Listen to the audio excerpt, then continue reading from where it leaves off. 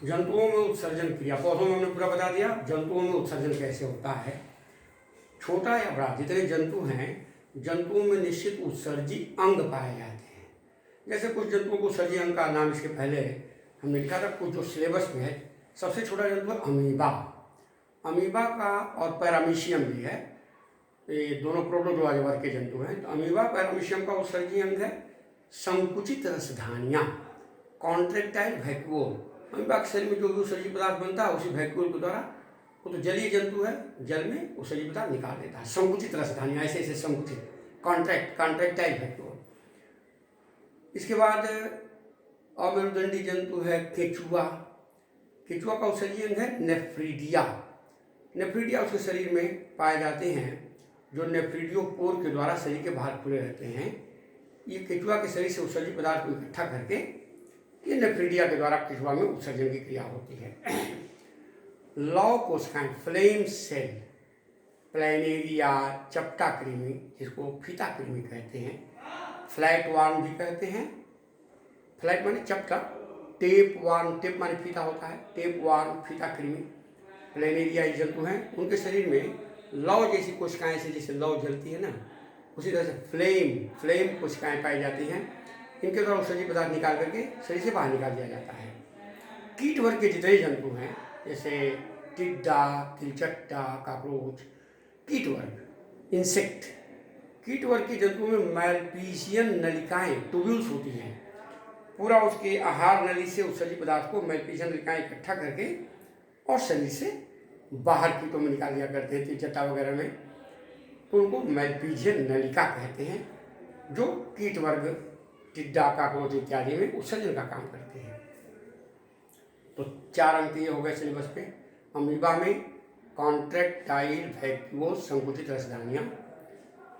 केचुआ में जो अर्थवार्म है, नेफ्रीडिया के द्वारा उत्सर्जन होता है। फ्लैट वार्म या टेप वार्म, एक एक उदाहरण दे रहे हैं। फीता कृमि में फ्लेम कोशिकाएं होती हैं, जो उत्सर्जित पदार्थ को शरीर से बाहर निकालती हैं। और इसके बाद उच्च श्रेणी के जब जंतु आते हैं तो उनमें उत्सर्जी अंग थोड़ा बढ़ जाता है, अलग अलग तरह का बनावट होती है। जैसे मनुष्य में किडनी है मुख्य, हम लोग मनुष्य के बारे में पढ़ेंगे। अब मेरुदंडी जितने जंतु हैं, मेरुदंडी सब में किडनी ही है उत्सर्जी अंग, किडनी। तो मेरुदंडी कहाँ से होता है? मछलियों से। लेकिन हम लोगों को सिलेबस में मनुष्य का ही पढ़ना है, तो मनुष्य का उत्सर्जी तंत्र यहाँ में लिखा है। मनुष्य का उत्सर्जी तंत्र। उत्सर्जी तंत्र का मतलब क्या है? जिस तंत्र के द्वारा नाइट्रोजन युक्त उत्सर्जी पदार्थों को शरीर से बाहर निकाला जाता है, उसी तंत्र को उत्सर्जी तंत्र, एक्सक्रीटरी सिस्टम कहते हैं। नाइट्रोजन युक्त उत्सर्जी पदार्थ। मनुष्य का उत्सर्जी तंत्र देखो किस किस चीज से मिलकर बना हुआ है। मनुष्य का उत्सर्जी तंत्र में एक जोड़ा वृक्क है, बायां वृक्क, दाहिना वृक्क, ऐसे खड़े हैं। बायां वृक्क, दाहिना वृक्क, राइट किडनी, लेफ्ट किडनी, ये दोनों उदर गुहा, ये नाभि जो है ना, उदर गुहा में जो रीढ़ की हड्डी है, रीढ़ की हड्डी से लगी हुई दोनों किडनी सेम के बीच की आकार की होती है। तो एक जोड़ा किडनी, देखो उत्सर्जित तंत्र में क्या क्या आएगा।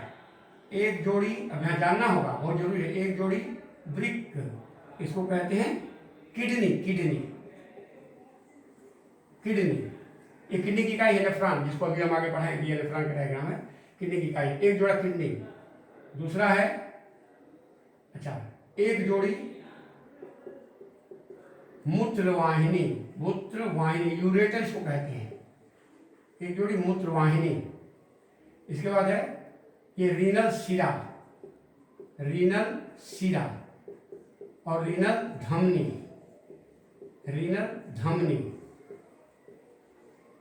और मूत्राशय, यूरिनरी ब्लैडर इसको अंग्रेजी में कहते हैं, और मूत्र मार्ग, जिसको यूरिथ्रा कहते हैं, यूरिथ्रा। ये सब मिल करके अंग हैं। तंत्र का मतलब, इसके पहले तंत्र पढ़े हैं, कई अंगों का समूह जो आपस में मिल करके किसी निश्चित कार्य को संपन्न करता है। उन अंगों के समूह से जो तंत्र बनता है उसको हम अंग तंत्र कहते हैं। ये तंत्र है, उत्सर्जी तंत्र, बहुत से तंत्र, पाचन तंत्र, श्वसन तंत्र, जनन तंत्र, तंत्रिका तंत्र, उत्सर्जी तंत्र, तमाम तंत्र, 11 तंत्र मानव शरीर में है, टोटल 11 तंत्र। ये उत्सर्जी तंत्र है। तो उत्सर्जी तंत्र, किडनी मुख्य उत्सर्जी अंग है। किडनी एक अंग है, मूत्रवाहिनी एक अंग है, मूत्राशय एक अंग है, रीनल धमनी, रीनल शिरा उससे जुड़ी हुई अंग में काम करती धमनियाँ शिरा है, मूत्र मार्ग जहाँ से मूत्र निकलता है। अच्छा, एक जोड़ी किडनी। अब किडनी लगभग 11 से 12 सेंटीमीटर लंबाई में ऐसे होगी किडनी, 11 से 12 सेंटीमीटर, 5 से 6 सेंटीमीटर ऐसी चौड़ाई में होगी, और मोटी होती है किडनी 3 सेंटीमीटर करीब करीब। ये इसका एक माप हो गया।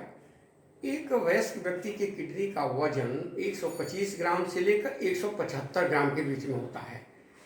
125 ग्राम से लेकर 250 ग्राम के करीब एक किडनी का वजन होता है। किडनी की रचना अनेक कुंडलित नलिकाओं से होती है जिन्हें नेफ्रॉन कहते हैं। यह है नेफ्रॉन। ये क्या है? नेफ्रॉन का एक डायग्राम है, इसको पढ़ाएंगे। नेफ्रॉन है, नेफ्रॉन पूरा है। इसका बनाने का तरीका अभी हम बनाए हैं, फिर तरीका है, इसको मिटा करके बनाएंगे अभी एक डायग्राम, इसको समझाएंगे। तो किडनी हो गई उदर गुहा में, पृष्ठ महाधमनी के अगल बगल, मेरुदंड से लगी हुई उदर गुहा में, पीछे की तरफ यहाँ पर सेम के बीच की तरफ से गहरे लाल रंग की किडनी स्थित होती है। किडनी का भीतरी भाग, बाहरी हिस्सा तो उभरा हुआ रहता है, देखो बाहरी हिस्सा उभरा हुआ है, ये उभरा हुआ है, और भीतर गड्ढा होता है, गड्ढा। उस गड्ढे वाले भाग को हाइलम कहते हैं। ये किडनी का जैसे हिस्सा है, ये गड्ढा वाला भाग है, ये गड्ढा वाला भाग है, इसको हाइलम कहेंगे। हाइलम से ही मूत्र नली ऐसे निकली रहती है, जहाँ निकलती है ना वहाँ फूली रहती है, इसको पिल्विस कहते हैं। पिल्विस, इसको अलग से बता रहे हैं, जानना चाहिए, बहुत जरूरी है। इसमें सब नाम लिखना संभव नहीं हुआ है, इसलिए अलग से बता रहे हैं। हाइलम जो गड्ढा होता है, और गड्ढे से जो मूत्रवाहिनी निकलती है वहाँ फूली रहती है थोड़ी सी, यहाँ देखो यहाँ हमने बनाया फूला हुआ थोड़ा है, इसको पिल्विस कहते हैं। इसी गड्ढे हाइलम वाले स्थान पर धमनी जो जाती है उसको कहते हैं रीनल धमनी। रीनल माने किडनी। रीनल धमनी प्रवेश करती है और उसी गड्ढे वाले स्थान से रीनल शिरा निकलती है। देखो रीनल धमनी, ये रंग दिया हमने, ये शिरा है, और ये जो बिना रंग का है ये देखो लिखा है रीनल धमनी, और इसको रंगा हुआ जो है रीनल शिरा, दोनों। ये रीनल धमनी, रीनल शिरा और रीनल धमनी, ठीक। अब है रीनल धमनी और रीनल शिरा। गड्ढे वाले स्थान से ही मूत्र नली एक दोनों किडनी से निकलती है, जो अलग अलग छिद्रों से मूत्राशय में खुलती है। मूत्राशय थैलीनुमा रचना, यूरिनरी ब्लैडर, एक झिल्लीनुमा रचना होती है, जहाँ मूत्र अस्थायी रूप से इकट्ठा होता है। अस्थायी रूप से इकट्ठा होगा, बूंद करके जब छनेगा तो छना हुआ मूत्र कहाँ थोड़े समय के लिए इकट्ठा होगा? मूत्राशय में, जो यूरिथ्रा के द्वारा शरीर से बाहर खुला रहता है, समय समय से निकाला जाता है। अब देखिए यहाँ पर एक किडनी की रचना अगर हम देखें, अब यहाँ थोड़ी सी बात और समझनी है। रीनल धमनी क्या है?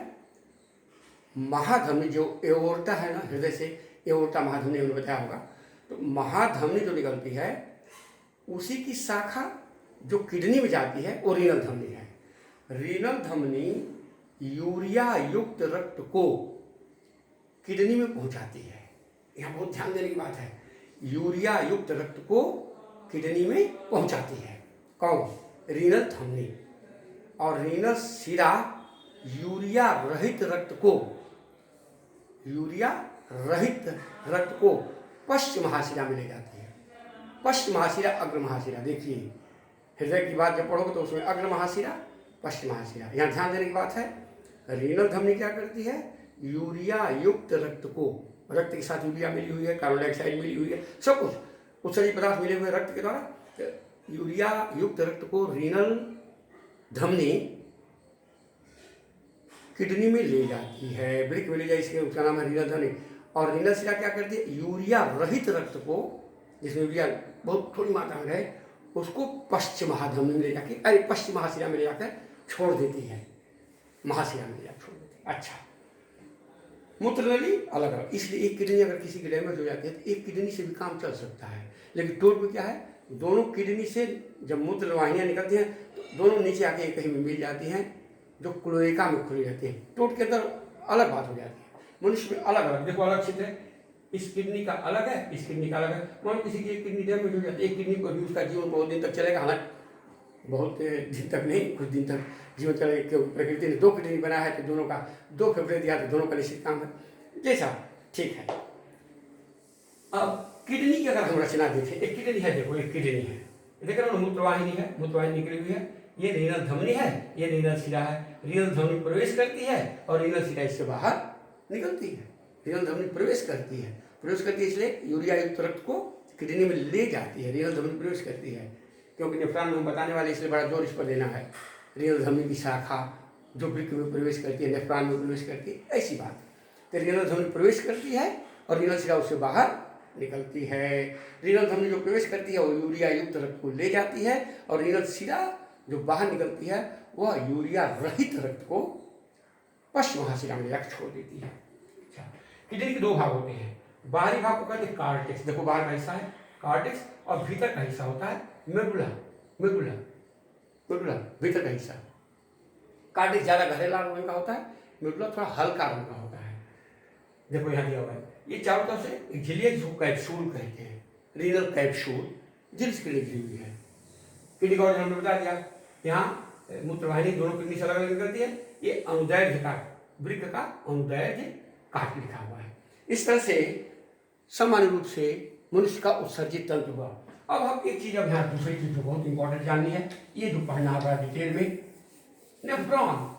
प्रत्येक किडनी के अंदर 10-10 लाख नेफ्रॉन होते हैं। सोच लो, एक किडनी के अंदर ये नेफ्रॉन की संख्या 10 लाख होती है। नेफ्रॉन को किडनी की रचनात्मक और क्रियात्मक इकाई कहते हैं। नेफ्रॉन, ये बात बड़ी इंपॉर्टेंट चीज है।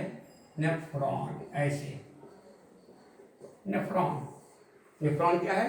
किडनी की या वृक्क की रचनात्मक एवं क्रियात्मक इकाई। प्रत्येक किडनी की रचना नेफ्रॉन से होती है और किडनी के अंदर कार्य नेफ्रॉन ही करता है। किडनी का कार्य क्या है?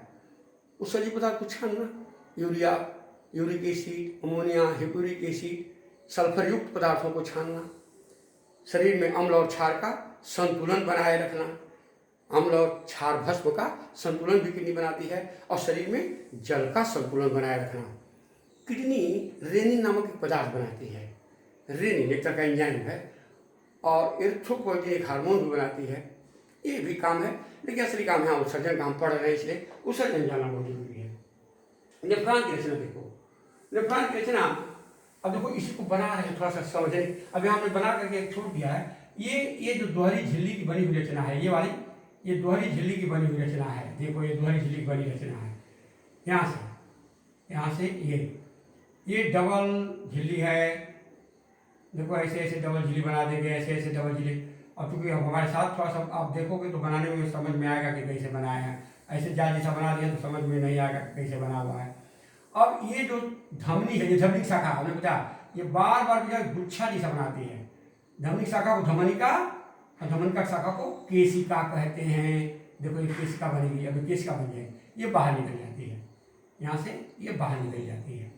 ये गुच्छा बन गया, यहाँ बहुत सारा गुच्छा बन गया, ऐसे गुच्छा पूरा गुच्छा में बना देंगे। ये शाखा प्रवेश करती है, ये शाखा बाहर निकलती है। जो इसके अंदर जाती है, ये वाली जो शाखा जाती है, ये एफरेंट आर्टीरियोल, एफरेंट आर्टीरियोल्स हमने पहले बताया था। महाधमनी की शाखा धमनी, धमनी की शाखा धमनिकाएं, यह है। इसको हिंदी में क्या कहेंगे? अंतर्मुखी धमनिका। अंतर्मुख, इसका मुंह अंदर की ओर है। अंतर्मुखी धमनिकाएं, ये बहिर्मुखी, ये इफरेंट हो जाएंगी। इफरेंट आर्टीरियोल, आर्टीरियोल्स बहुत सी शाखा है, इसलिए बहुवचन में लिखेंगे आर्टीरियोल्स। देखो ये इफरेंट है, ये इफरेंट है, ये इफरेंट है, ठीक ना। अब यहां से ये जो निकलती है ये बहुत कुंडलित होती है, ऐसे ऐसे ऐसे ऐसे ऐसे इस तरह से बहुत ज़्यादा कुंडलित होती है। इसको बड़ा कुंडलित बनाते हैं, ज़्यादा कुंडलित, घुमावदार, ऐसे घुमावदार। ये नली उसमें बनाया, पता नहीं चलेगा कैसे बना दिए हैं ये। अब होगा क्या, अब यहाँ से जब ऐसे यू आकार में इसको निकालेंगे, पतली हो जाएगी। यहाँ से इसकी शाखा क्या होती है, पतली पतली होती है। ये पतला बनाएंगे, इसको पतला बनाएंगे, ऐसे इसको पतला थोड़ा बनाएंगे। यहाँ देखो हमने उसको पतला बनाया है, अपेक्षा की इससे पतला होगी। सटेगा, सटना नहीं चाहिए, ये सटना नहीं चाहिए, सटेगा तो गलत हो जाएगा, सटेगा नहीं। ये नली न है, ये पतली होगी, ये थोड़ी पतली बनाएंगे, उससे पतली बनाना है इसको। ये इससे पतली होगी। अब ये थोड़ा कम घुमावदार होगी, ऐसे देखो ये कम घुमावदार होगी, इसी का ध्यान देना है। ये कम घुमा, ये ज़्यादा घुमावदार होगी, ये कम घुमावदार। देखो इसको हमने कम घुमावदार बनाया है, तो बहुत दूर ऊपर नहीं ले जाएंगे, यहीं से इसको घुमा देंगे, यहीं से ये ऐसे घुमा दिया। ये थोड़ा सा घुमावदार होती है, ऐसे ऐसे ऐसे ऐसे ऐसे ऐसे ऐसे ऐसे घुमावदार हो गई। इसकी शाखाएं ऐसे हो जाती हैं, बहुत सारी शाखाएं निकल जाती हैं, और ऐसे हो करके ये बस यही तक छोड़ देंगे, इसके ज़्यादा नहीं बनाना है। अब देखो यहाँ होता क्या है, ये पतला होगा, युवा आकार का, ये बहुत ज़्यादा घुमावदार होगा। ये देखो बहुत घुमावदार है उसमें। अब इसकी शाखा जो आती है ना, ये इस पर लिपट जाती है, ये देखो इस पर लिपटी रहेंगी, बहुत ज़्यादा दूर नहीं ले जाएंगे, इसके नज़दीक ही। अब इसमें से क्या होता है, ब्रांचेज निकल, ये इधर जाती है। अब यहाँ से देखो ऐसे ऐसे पतली पतली शाखा निकालोगे, ऐसे बनाओगे तो देखो, इसलिए बनाने के लिए थोड़ा सा तरीका बता दे रहे हैं। ऐसे इसकी शाखा निकली, इस पर लिपटती चली जाती है। अब ये शाखाएँ ऐसे इसमें इसके अंदर बना देंगे, ऐसे ऐसे बनाने का तरीका थोड़ा बहुत जरूरी है जानना। ये मिलाते चले जाएंगे, इस शाखा को हम बढ़ाते चले जाएंगे, ऐसे निकलती चली जाएगी, ऐसे ऐसे इसमें ब्रांचें फूटती चली जाती हैं, ऐसे मिल जाएगी, ऐसे ऐसे ऐसे मिलती चली जाएगी ना, ऐसे ऐसे इसको जाल बना देना, पूरा जाल जितना लिपटा रहेगा। ये देखो इधर जा रही है, ये इधर जा रही है, ये सीरा की शाखा बन जाएगी, ये सीरा है। इससे बहुत सी शाखाएं निकलती चली जाती हैं, इसी पर लिपटी रहती हैं। ऐसे इसको हम निकाल देंगे इस तरह से, और ला करके इस पर लिपट देंगे। इस पर जाल जैसा बना दीजिए, बस हो जाएगा। इस पर जाल जैसा ऐसे ऐसे बहुत सारा जाल जैसा निकाल देंगे, ऐसे बनाएंगे ताकि कहीं पता ना चले कि जाल कहाँ से कहाँ निकला हुआ। ये बात देखो, इसी जाल में ये हिस्सा, ये नेफ्रॉन है। और देखो है क्या, ये है बोमेन्स कैप्सूल। बहुत इंपॉर्टेंट है, नाम लिखना बहुत परीक्षा में आएगा, चित्र इसका आएगा, बोमेन्स कैप्सूल, बोमेन्स कैप्सूल। ये है गुच्छा जैसा, ग्लोमेरुलस, ये ग्लोमेरुलस है। इसको हम हिंदी में कहते हैं केशिका गुच्छ। केशिका हम लोग केस जैसा पतला पतला हो जाएगा, केशिका गुच्छ। ये हेनले लूप यू आकार वाला, ये निकटवर्ती कुंडलित नलिका, इसका नाम है निकटवर्ती। कुंडलित है ना, घुमावदार, इसलिए कुंडलित यहाँ लिखेंगे, निकटवर्ती कुंडलित नलिका। ये जो है, ये जो दूर चली जाती है, ये वाली यहाँ से घूम करके यहाँ से दूर आती है ना, इसको कहेंगे दूरवर्ती कुंडलित नलिका, दूरवर्ती कुंडलित नलिका। ये है रीनल शिरा, देखो हमें बताना कि रीनल शिरा हो जाएगी, रीनल धमनी हो जाएगी। ये कटा हुआ नेफ्रॉन का चित्र है, ये संग्रह नली है, ये संग्रह मान जाए इकट्ठा होता है, संग्रह नली का कलेक्टिंग डक्ट, संग्रह नली है, ठीक ना। अच्छा देखो, ये है कैपिलरीज नेटवर्क, पेरीट्यूबुलर कैपिलरीज कहते हैं। पेरी माने बाहर, ट्यूबुलर माने नलिका, पेरीट्यूबुलर कैपिलरीज। ऐसा देखो, सबसे बड़ी बात, नेफ्रॉन के दो भाग सीधे, एक होगा मालपीजियन कैप्सूल और दूसरा होगा रीनल नलिका। नेफ्रॉन के दो भाग, ये पहले बता दें, मैलपीजियन कैप्सूल कार्पशल, मैलपीजियन कार्पशल्स, कार्पशल्स या मैलपीजियन कैप्सूल, दोनों नाम आपको याद होना चाहिए, मैलपीजियन कार्पशल या मैलपीजियन कैप्सूल। और दूसरा होगा रीनल नलिका, रीनल नलिका। मैलपीजियन कार्पशल दो भागों से मिलकर बनेगा, ये दो भागों से मिलकर बनेगा। और लगा Bowman's capsule, Bowman's capsule, capsule ही ठीक है क्योंकि कैप्सूल यहाँ लिख रहे हैं ना, कैप्सूल कैप्सूल कैप्सूल ही कहते हैं। बोमेंस कैप्सूल एक नंबर, और दो नंबर ग्लोमेरुलस, ग्लोमेरुलस ये दो नंबर हो गया। देख लो, ये डायग्राम को बना जाइएगा, ये डायग्राम बहुत इंपॉर्टेंट है, बहुत इंपॉर्टेंट है, बहुत पूछा जाता है। इसको छोटे में बना दिया था, यहाँ था उसी को समझाने के लिए बना दिए। नेफ्रॉन के दो भाग, पहला मैलपीजियन कैप्सूल या मैलपीजियन कार्पशल, यह दो भागों के मिलने से बनता है। यह कप नुमा रचना है, प्याला नुमा ऐसे, इसको कहते हैं बोमेंस कैप्सूल। इसके बाद नीचे नली होता है, नली इसका, ये पूरा नली वाला भाग, इसको कहते हैं रीनल नलिका, renal tubule, renal tubule. Renal tubule के तीन भाग, पहला निकटवर्ती कुंडलित नलिका, इसको अंग्रेजी में कहते हैं प्रॉक्सिमल कन्वोल्यूटेड ट्यूब्यूल, बहुत इंपॉर्टेंट अंग्रेजी जानिएगा। अब हम जगह नहीं, प्रॉक्सिमल बोल दे रहे हैं इसलिए इसको ध्यान में रखो, फिर आप कंसल्ट करोगे। निकटवर्ती कुंडली नलिका पहला भाग, रीनल नलिका का पहला भाग, इसका पहला भाग क्या हुआ? प्रॉक्सिमल कन्वोल्यूटेड माने घुमावदार, कन्वोल्यूटेड ट्यूब्यूल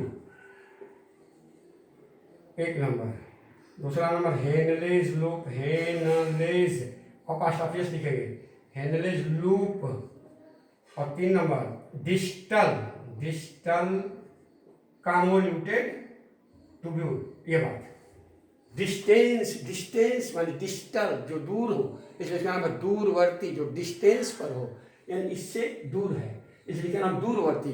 कुंडली से घुमावदार और प्रॉक्सिमल कन्वोल्यूटेड ट्यूब्यूल, और दोनों के बीच में यू आकार का है बोमेंस कैप्सूल या द्वारी झिल्ली का यह नेफ्रॉन क्या है? किडनी की रचनात्मक एवं क्रियात्मक इकाई को नेफ्रॉन कहते हैं। एक किडनी के अंदर नेफ्रॉन की संख्या लगभग 10 लाख होती है। नेफ्रॉन के मुख्य दो भाग होते हैं। इसका अगला स्वतंत्र हिस्सा, ये स्वतंत्र होता है, कपनुमा प्याला नुमा रचना को जो द्वारी झिल्ली का बना होता है उसे बोमेंस कैप्सूल कहते हैं। बोमेंस कैप्सूल के अंदर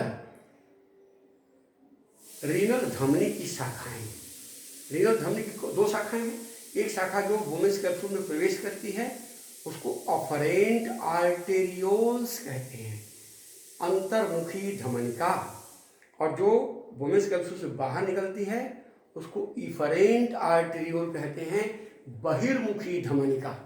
अंतर्मुखी धमनिका और बहिर्मुखी, ये बाहर निकल जाती है, इससे बाहर निकलती है, इसलिए इफरेंट और ऑफरेंट नाम है। इफरेंट ऑफरेंट पहले होगा जो अंतर्मुखी होगा, इफरेंट होगा जो बाहर निकलेगा, ये ध्यान रखोगे। इफरेंट आर्टेरियोल और ऑफरेंट आर्टेरियोल, ठीक ना। बहिर्मुखी, अंतर्मुखी धमनिका, बहिर्मुखी धमनिका। अंतर्मुखी धमनिका का व्यास बहिर्मुखी धमनिका यानी अफरेंट आर्टेरियोल का व्यास, चौड़ाई इफरेंट आर्टेरियोल से अधिक होती है। इस बात को ध्यान रखें। बार बार देखो हमने क्या बताया, महाधमनी की शाखा धमनी की शाखा धमनिका, और धमनिका की शाखा केशिका। देखो केशिका गुच्छ में लिखा, ग्लोमेरुलस हिंदी, अंग्रेजी शब्द है ग्लोमेरुलस, ग्लोमेरुलस की हिंदी होगी केशिका गुच्छ। ये मिल करके बोमेंस कैप्सूल के अंदर अफरेंट और इफरेंट केशिकाएं जो पतली पतली केश की तरह से होती हैं, जो छिद्रदार होती हैं, तभी तो फिल्टर होगा, छनेगा, छिद्रदार होती हैं जिससे छलने की क्रिया होती है। दोनों गुच्छा बनाती हैं बोमेंस कैप्सूल के अंदर, जिसे हम ग्लोमेरुलस या केशिका गुच्छ कहते हैं। बोमेंस कैप्सूल के पीछे इसका नली वाला हिस्सा होता है जो 3 भागों से मिलकर, जिसे रीनल नलिका कहते हैं। यह 3 भागों से मिलकर बना होता है। जो निकट है बोमेंस कैप्सूल के नज़दीक है, जो अधिक कुंडलित होता है, अधिक घुमावदार होता है, उसे कहते हैं प्रॉक्सिमल कन्वोल्यूटेड ट्यूब्यूल, हिंदी में कहते हैं निकटवर्ती कुंडलित नलिका। दूसरा होता है दूर, डिस्टल कॉन्वोल्यूटेड ट्यूब्यूल, दूरवर्ती कुंडलित नलिका। निकटवर्ती कुंडलित नलिका और दूरवर्ती कुंडलित नलिका के बीच के यू आकार के पतले भाग को हेनले का लूप कहते हैं, हेनलेज लूप कहते हैं। अब जो दूरवर्ती कुंडलित नलिका होती है वो अंत में संग्रह नलिका कलेक्टिंग डक्ट में खुली हुई रहती है। बोमेस कैप्सूल, ये इसका पूरा हिस्सा कॉर्टेक्स वाला भाग में पड़ा रहता है। किडनी के किस भाग में? कॉर्टेक्स वाले भाग में रहता है। कॉर्टेक्स हिस्सा भी बताए थे, कॉर्टेक्स भाग का हिस्सा है। प्रॉक्सिमल का कुछ हिस्सा कॉर्टेक्स में, कुछ मेडुला में रहता है। डिस्टल का हिस्सा मेडुला में रहता है। इस तरह से हेनलेज लूप भी इसका हिस्सा अधिकांश मेडुला में ही पड़ा रहता है, यू आकार का होता है। इसे 5 सेंटीमीटर एक नेफ्रॉन लंबा होता है। 10 लाख नेफ्रॉन है एक किडनी के अंदर, 10 लाख ही नेफ्रॉन है, इनकी संख्या। प्रत्येक नेफ्रॉन का जो संग्रह नली है, हर नेफ्रॉन में कलेक्टिंग डक्ट है, संग्रह नली, ये आपस में मिलकर सामान्य संग्रह नलिका बनाती है, कॉमन कलेक्टिंग डक्ट बनाती है। अब यहाँ समझना मूत्र का निर्माण कैसे होता है। ये तो हो गया नेफ्रॉन की रचना। नेफ्रॉन की रचना में अब आइए थोड़ा सा हम जाने कैसे मूत्र का निर्माण होता है। बहुत जरूरी है, मूत्र का निर्माण कैसे होता है नेफ्रॉन के द्वारा। और सबसे पहले जब भोज्य पदार्थ पचते हैं, पाचन आपने पढ़ा, भोज्य पदार्थ का जब पाचन होता है तो उसका अवशोषण होता है। तो जो प्रोटीन पचती है तो प्रोटीन का अंतिम हिस्सा हमने बताया था अमीनो अम्ल बनता है। अमीनो अम्ल का डीएमिनेशन होता है रक्त के अंदर। कुछ डाईएमाइनेज नामक एंजाइम होते हैं, तो उस अमीनो अम्ल का डीएमिनेशन होता है और डीएमिनेशन से अमीनो अम्ल से अमोनिया बनती है। देखिए बड़ी इंपॉर्टेंट बात, अमीनो अम्ल से क्या बनती है? अमोनिया बनती है। ये अमोनिया बड़ी हानिकारक होती है, ज़्यादा हानिकारक होती है। तुरंत ये अमोनिया सामान्य रक्त परिवहन द्वारा लीवर में पहुंचा दी जाती है। लीवर के अंदर, यकृत के अंदर अमोनिया रहती है और वहाँ यह अमोनिया कार्बन डाइऑक्साइड के साथ मिलकर एक चक्र के माध्यम से कम हानिकारक यूरिया बदल जाती है। देखो, लीवर में अमोनिया ऑर्निथिन चक्र के माध्यम से, ऑर्निथिन चक्र साइकिल के माध्यम से यह अधिक हानिकारक अमोनिया, जो हम लोग के लिए विषैली है, कम हानिकारक यूरिया में बदल जाती है। लीवर में यूरिया बनता है, सोचिए, यूरिया बनता है, यूरिया बदल जाती है। अब यह लीवर से हिपैटिक शिरा के द्वारा यह लीवर से यूरिया पहुंच गई, हिपैटिक धमनी के द्वारा कहाँ पहुंच गई? यकृत वही धमनी है जो लेकर के यूरिया युक्त रक्त को, हमें अभी बताया था पहले कि जो धमनी आ रही है वो यूरिया युक्त रक्त को कहाँ लेके आ रही है? किडनी में आ गई, नेफ्रॉन में आ गई। बिल्कुल नेफ्रॉन में आ गई, ये नेफ्रॉन में लेके आ गई। तो ये थोड़ी सी बात जाननी थी। अमीनो अम्ल प्रोटीन के विघटन से बना, उससे अमोनिया बनी, डीएमिनेशन हुआ डाईएमाइनेज एंजाइम के द्वारा, और फिर उस अमोनिया से ही लीवर की कोशिकाओं में सामान्य रक्त परिवहन द्वारा पहुंचता है, तो ऑर्निथिन चक्र के माध्यम से यह कम हानिकारक यूरिया में बदल गया। अब यहाँ तक बात ठीक है। अब यहाँ से रीनल धमनी की शाखा बोमेस कैप्सूल में ली आती है। अब होता क्या है, यहीं पर जानना कैसे बनेगा। अब यूरिया बन गया। अब यहाँ पर हम 2-3 हेडिंग बता रहे हैं, उसी पर याद करोगे। यहाँ पर हेडिंग बता रहे हैं। पहला होगा परानिस्यंदन, मूत्र का निर्माण, मूत्र का निर्माण, फॉर्मेशन ऑफ यूरिन। मूत्र का निर्माण होगा। क्रिया, क्रियात्मक इकाई है, रचनात्मक इकाई तो है नेफ्रॉन, क्रिया भी नेफ्रॉन करेगा, माने छानने का काम करेगा। देखो पहला काम है परानिस्यंदन, परानिस्यंदन, इसको कहेंगे अल्ट्रा फिल्ट्रेशन, अल्ट्रा फिल्ट्रेशन, ये बहुत जरूरी है, याद करोगे। अल्ट्रा फिल्ट्रेशन हिंदी में लिख दे रहे हैं, अल्ट्रा फिल्ट्रेशन। दूसरा चयनात्मक पुनः अवशोषण, चयनात्मक पुनः अवशोषण,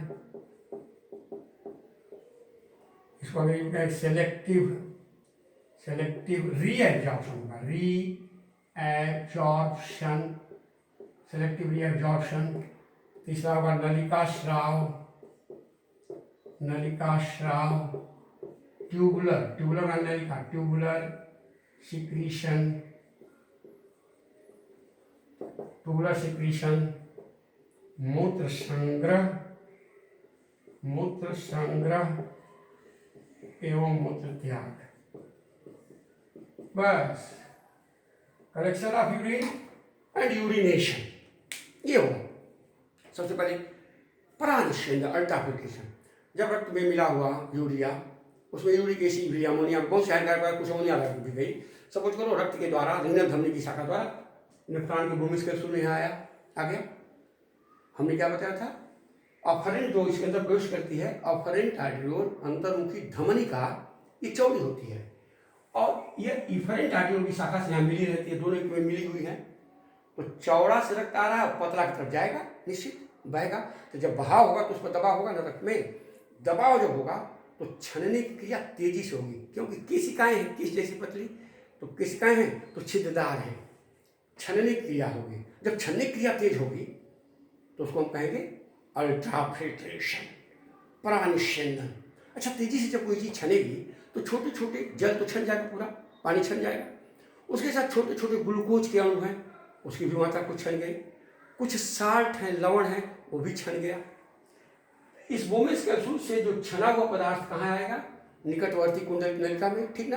निकटवर्ती कुंडलिक नलिका में जो आएगा उसको हम कहेंगे नेफ्रिक फिल्ट्रेट। इसको मूत्र नहीं कर सकते ना, ये नेफ्रिक फिल्ट्रेट है, क्योंकि इसमें आवश्यक पदार्थ भी है। अच्छा, सपोज करो अब किसी को शुगर की बीमारी हो जाए, तो शुगर की बीमारी जिसको होगी, मधुमेह रोग, जिसको चिनिया रोग बोल रहे हैं, कॉमन बीमारी है शुगर की बीमारी। तो शुगर किसी को हो जाए तो उसके यूरिन में ग्लूकोज जाएगा, निश्चित है। इसका मतलब ग्लूकोज छल के गया यूरिन के साथ, तभी तो शुगर हुआ। शुगर, ग्लूकोज शुगर है। इसका मतलब कि रीएब्जॉर्प्शन उसका ठीक से नहीं हुआ। ये बात बड़ी इंपॉर्टेंट समझने की। रीएब्जॉर्प्शन, सेलेक्टिव रीएब्जॉर्प्शन, सेलेक्टिव है, सेलेक्टिव में चुनी चुना है, चयनात्मक, चयनात्मक मान चुना हुआ। चुना हुआ क्या, ये फिल्ट्रेट जो जाता है कहाँ छना, तेजी से छलने की क्रिया हुई, क्योंकि अफरेंट चौड़ी है, इफरेंट पतली है। एक रक्त पर दबाव हुआ, उस दबाव से रक्त में मिले हुए जो सजीव पदार्थ उसमें पानी पूरा छना, उसके साथ यूरिया छन गई, यूरिक एसिड छन गया, अनावश्यक पदार्थ छन गए, साथ साथ कुछ आवश्यक पदार्थ भी, ग्लूकोज, बहुत सारे लवण जिसको रक्त में जाना चाहिए, वो भी छन जाते हैं फिल्ट्रेट में। इसलिए इसको कहते हैं नेफ्रिक फिल्ट्रेट या ग्लोमेरुलर फिल्ट्रेट। ग्लोमेरुलर से छन रहा है, इसलिए कहते हैं ग्लोमेरुलर फिल्ट्रेट। अभी फिल्ट्रेट जब आगे बढ़ा तो इस पर देखो इफरेंट की शाखा लिपटी हुई है, देखो इफरेंट की शाखा लिपटी हुई है, और शाखा पतली है, दोनों के बीच पराशरण क्रिया हो रही है, एब्जॉर्प्शन क्रिया हो रही है, पुनः अवशोषण, पुनः अवशोषण। भाई हाथ में तो भोजन पदार्थ एक बार अवशोषण हो गया, पुनः अवशोषण क्या हो रहा है कि छन गया, छनने के बाद जो आवश्यक पदार्थ है, बहुत सारा पानी भी पुनः अवशोषित हो जाएगा, उसमें बहुत से आवश्यक लवण, ग्लूकोज वगैरह, ये पुनः अवशोषण। इसमें हार्मोन की भूमिका है। ADH एक हार्मोन होता है, 10th क्लास में आप जाएंगे तो उसमें हम बताएंगे। यहाँ थोड़ा जानो कि हार्मोन की भूमिका जो पुनः अवशोषण का है, ADH एंटी डायूरेटिक हार्मोन है, जो ये दूरवर्ती कुंडलिक नलिका में पहुँचते उसको पुनः सोख लिया करता है, अवशोषित करने में सहायता करता है। और पुनः अवशोषित होकर के देखो, पुनः जब अवशोषित हो जाएंगे तो ये शाखाएं लिपट करके अब कहाँ जा रही है, रीनल शिरा, पुनः अवशोषित करके रीनल शिरा। हमने क्या कहा, यूरिया रहित रक्त को रीनल शिरा ले जाएगी, यूरिया युक्त रक्त को रीनल धमनी ले आ रही है यहाँ, और शिरा यूरिया रहित, उसमें यूरिया तो है नहीं, यूरिया तो छन गया, आवश्यक पदार्थ, इसलिए यह नाम दिया गया चयनात्मक पुनः अवशोषण।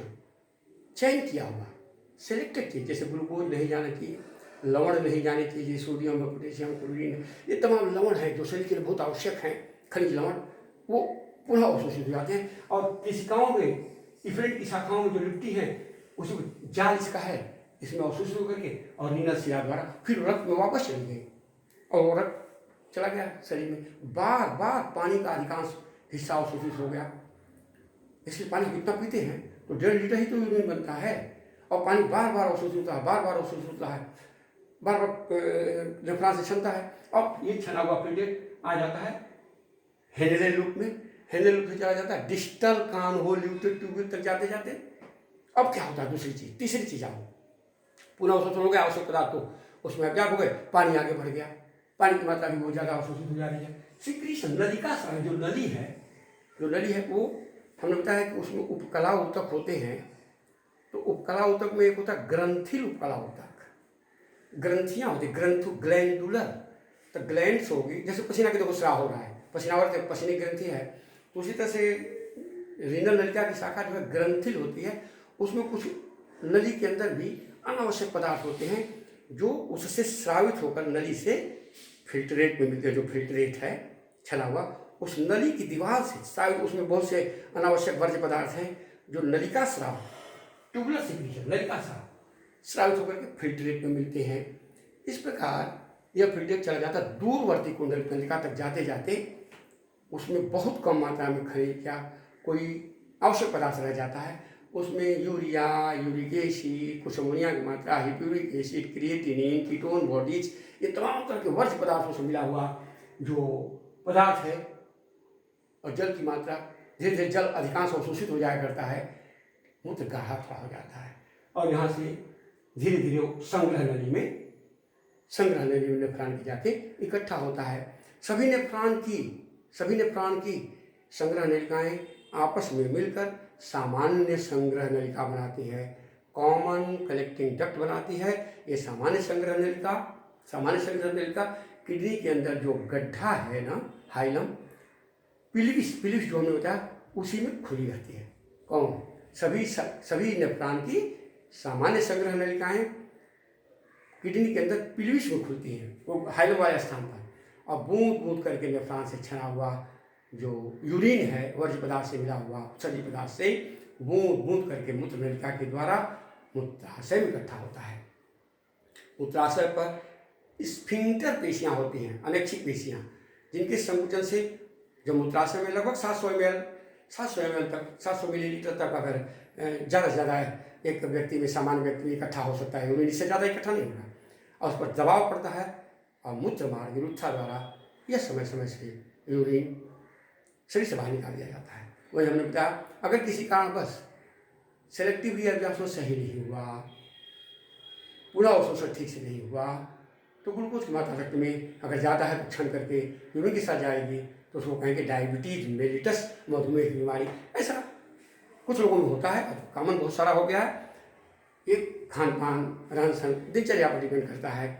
पानी की उचित मात्रा हमको लेनी चाहिए, जिससे हमारे शरीर के वर्ज्य पदार्थ क्षण करके शरीर से बाहर निकलते रहें। इस प्रकार मूत्र का निर्माण, यूरिया का निर्माण लीवर में होता है, और लीवर से रक्त के द्वारा मिला हुआ उत्सर्जित पदार्थ किडनी में आता है, नेफ्रॉन के द्वारा फिल्टर होकर के धीरे धीरे मूत्राशय में जमा होता रहता है, और समय समय से मूत्र मार्ग के द्वारा शरीर से बाहर निकाल दिया जाता है। अब देखो, ये तो मुख्य हमने बताया नेफ्रॉन, किडनी हम लोग की मुख्य उत्सर्जी अंग है। इसके अलावा सहायक उत्सर्जी अंग कुछ हैं, सहायक उत्सर्जी अंग के रूप में कुछ अंग हमारे काम करते हैं, जैसे त्वचा, सहायक उत्सर्जी अंग। यहाँ पर थोड़ा सा हम हेडिंग दे देते हैं, सहायक उत्सर्जी अंग, क्योंकि मुख्य तो हम लोग किडनी ही है ना। एसेसरी एक्सक्रीटरी ऑर्गन वाला त्वचा, स्किन, दूसरा है यकृत, लीवर, और तीसरा है फेफड़ा, लंग्स, फेफड़े। देखो त्वचा आप देख रहे हो, बहुत पसीना निकल रहा है, पसीना हो रहा है ना। त्वचा हमारे शरीर का रक्षक आवरण है। यह पीड़ा, सर्दी गर्मी, ठंडक गर्मी, ये अनुभव करा रहा है। ये ज्ञानेंद्रिय हमारी है, बहुत बड़ी ज्ञानेंद्रिय है। लेकिन इस ज्ञानेंद्रिय के साथ साथ इसके जितने रोम हैं, रोम छिद्र हैं, छिद्रों के द्वारा खुला हुआ है। स्वेट ग्लैंड हैं, शरीर के विभिन्न भागों से अनेक प्रकार के अनावश्यक पदार्थ को एब्जॉर्ब करके ये पसीने की ग्रंथियाँ त्वचा के द्वारा शरीर से पसीना के रूप में, देखो किसी का पसीना बड़ा बदबू करता है, बड़ी गंध आती है, उसमें बहुत सारे अनावश्यक पदार्थ मिले रहते हैं। इसलिए हमने कभी बताया था कि जो हमारे शरीर के संपर्क के कपड़े हों उनकी सफाई बहुत ज़्यादा होनी चाहिए, जो पसीना वसीना मिलता हो उसको साफ रहना चाहिए, क्योंकि ये बहुत से अनावश्यक वर्ज्य पदार्थ होते हैं। उसमें कुछ यूरिया की मात्रा होती है, बहुत सारे कुछ लवणस की मात्रा होती है, जैसे देखो पसीना नमकीन लगता है, नमक सोडियम क्लोराइड की मात्रा होती है। इस तरह से वो पसीना के द्वारा बहुत से अनावश्यक पदार्थ शरीर से बाहर निकलते रहते हैं। तो त्वचा द्वारा होने वाले उत्सर्जन कहते हैं कुटेनियस एक्सक्रीशन, कुटेनियस एक्सक्रीशन, त्वचीय उत्सर्जन, त्वचीय उत्सर्जन। जो कि त्वचा जो है हम लोगों का ज्ञानेंद्री है, ज्ञानेंद्री हमने बताया ज्ञानेंद्री के रूप में काम करती है। यकृत, लीवर, अभी हम क्या बता रहे थे लीवर के बारे में। जब ब्लड में हम बता रहे थे तो उसमें हमने बताया था कि लाल रक्तकणिकाओं का निर्माण रेड बोन मैरो में होता है। इनका विनाश, ये टूटती हैं लीवर के अंदर, लीवर के अंदर विखंडित होती हैं। तो लाल रक्तकणिकाओं में अधिकांश भाग होता है हीमोग्लोबिन।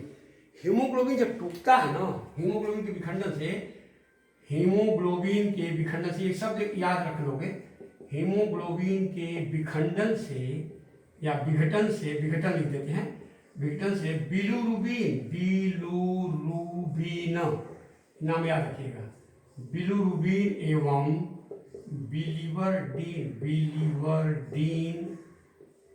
नामक पित्तरंजक बनते हैं। पित्तरंजक बाइल पिगमेंट्स बनते हैं। एक चीज पहले याद करिए, बिलिरुबिन और बिलिवर्डिन, दो ये पित्तरंजक। पित्त कहाँ इकट्ठा, तो पित्ताशय में। तो लीवर में जब विघटन होगा लीवर, तो लीवर के ऊपर पित्ताशय स्थित है। तो लाल रक्तकणिकाएं जब विघटित होंगी लीवर में, तो उसका हीमोग्लोबिन जब टूटेगा तो उससे क्या बनेगी, बिलिरुबिन और बिलिवर्डिन, ये उत्सर्जी पदार्थ है, नामक पित्तरंजक बनते हैं। और ये पित्त के द्वारा कहाँ चले जाते हैं, ग्रहणी में। पित्त कहाँ जाकर मिलेगा, छोटे आदमी का ग्रहणी में मिलेगा, जोडिनम में। ग्रहणी में मिल करके ये चले जाते हैं आहार नली के द्वारा मल पदार्थ के साथ शरीर से बाहर निकाल दिए जाते थे, इनका उत्सर्जन हो गया। इसीलिए मल का रंग पीला होता है, इसी पित्तरंजक से। और किसी को पीलिया हो जाए ना, पित्तरंजक ठीक से लीवर जब गड़बड़ होता है तभी पीलिया होती है। पीलिया किसी को हो जाए तो उसका मल सादा होने लगेगा। कभी किसी से जानिएगा कि किसी को जॉन्डिस हुआ होगा तो देखिए उसका मल का रंग पीला नहीं रहेगा, सादा हो जाएगा, क्योंकि पित्त सही नहीं काम बनेगा, पित्तरंजक नहीं बनेंगे, तो इसी कारण मल का रंग पीला होता है। तो ये मल के साथ निकल गए, एक चीज। दूसरी चीज अभी हम बता रहे थे, रक्त में मिला हुआ अमोनिया लीवर में गया तो यूरिया बनी, और यूरिया हम लोगों का उत्सर्जी पदार्थ है। हम लोगों के यूरिन में 2% यूरिया होता है, 96% पानी होता है। 2% यूरिया और 1% सोडियम क्लोराइड, नमक, उसमें भी नमक होता है। 2% यूरिया, 1% सोडियम क्लोराइड मूत्र में पाया जाता है। इसके अलावा नाइट्रोजन युक्त अन्य उत्सर्जी पदार्थ कुछ मात्रा में पाए जाते हैं। 96 से 97% तो पानी ही होता है, 96% से कुछ अधिक ही, पंजाब में 96% पानी ही होता है, और 2% यूरिया, 1% सोडियम क्लोराइड। इंपॉर्टेंट चीज़ जानिए, तो यूरिया कहाँ बना, लीवर में। तो लीवर सबसे बड़ी पाचक ग्रंथि है, आपने पढ़ा, लीवर सबसे बड़ी पाचक ग्रंथि है। लेकिन पाचक ग्रंथि के साथ साथ ये पित्तरंजक तैयार कर रही है, जो उत्सर्जी पदार्थ को मल के साथ बाहर निकल रहा है, और दूसरा ऑर्निथिन चक्र के माध्यम से अधिक हानिकारक अमोनिया को यूरिया में बदला जा रहा है, और यूरिया उत्सर्जी पदार्थ है, इसलिए लीवर को हम लोग उत्सर्जी अंग कहते हैं। और लीवर द्वारा होने वाले उत्सर्जन को हम क्या कहेंगे, हिपैटिक एक्सक्रीशन। अब यहाँ जानो थोड़ा सा, बहुत जरूरी है, एक नाम यहाँ हम अलग से दे रहे हैं, शायद किताबों में मिले ना मिले, हिपैटिक उत्सर्जन, एक्सक्रीशन, हिपैटिक उत्सर्जन, लीवर द्वारा उत्सर्जन हो रहा है। लीवर सबसे बड़ी पाचक ग्रंथि है जानो, लेकिन लीवर उत्सर्जन का भी काम कर रहा है। अब एक फेफड़े हम लोग मुख्य शोषण अंग है। मुख्य क्या शोषण अंग हम लोग का फेफड़ा ही है, और कोई शोषण कहाँ से है। फेफड़ा ऑक्सीजन ग्रहण करके कार्बन डाइऑक्साइड को, जो उत्सर्जी पदार्थ है, कार्बन डाइऑक्साइड जहरीली गैस है, ये फेफड़ा निकालता है। इसके साथ वाष्प, ऐसे छोड़ा हो तो जल वाष्प भी निकलती है। उसके साथ वाष्प के साथ साथ बहुत से अनावश्यक कुछ एसीटोन वगैरह कुछ एल्कोहल टाइप के कुछ पदार्थ जो शरीर के अंदर अनावश्यक हैं, वो जलवाष्प के साथ एक्सक्रीशन के साथ बाहर निकल जाते हैं। और कार्बन डाइऑक्साइड तो सबसे ज़्यादा जहरीली है, जो अधिक मात्रा में बाहर निकलती है। इसलिए फेफड़ा को हम लोग उत्सर्जी अंग भी कहते हैं, जबकि है श्वसन अंग, लेकिन सहायक उत्सर्जी अंग है। और फेफड़े द्वारा होने वाले उत्सर्जन को कहते हैं पल्मोनरी एक्सक्रीशन, पल्मोनरी उत्सर्जन। इस प्रकार सहायक उत्सर्जी अंग हो गए। मुख्य उत्सर्जी अंग किडनी है, किडनी के द्वारा नेफ्रॉन किस तरह से फिल्टर करता है, नेफ्रॉन की क्या रचना है, किडनी की बनावट कैसी है, ये पूरा उत्सर्जन का महत्व हमने पहले ही बता दिया था। और पूरा उत्सर्जन, इसके बाद हम लोग नेक्स्ट दूसरा चैप्टर पढ़ेंगे बाद में।